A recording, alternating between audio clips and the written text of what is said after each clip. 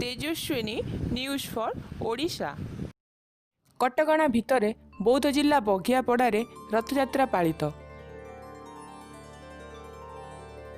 Corona महामारी को दृष्टि रखी जिला प्रशासन अनेक कटकणा जारी करिअछि।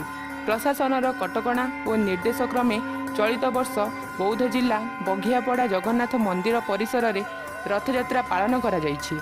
स्वल्प सेवायतंकर उपस्थिति रे समस्त नीतिकांति संपन्न करा जाइछि।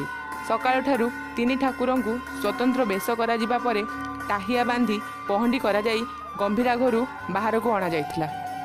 सेवायत माने तीन ठाकुरं को धाड़ी पहंडी करी मंदिर चतुर्पार्श्व सात बेढ़ा परिक्रमा कराइथिले।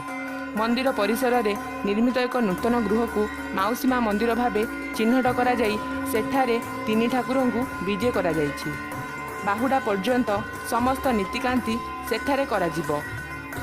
समग्र जिले में मध्य प्रशासनिक कटकणा को दृष्टि रखी समस्त जगन्नाथ मंदिर परिसर मध्य रथयात्रा पालित होइछि। बौद्धरू काव्यव्रत साहू रिपोर्ट, तेजस्विनी न्यूज।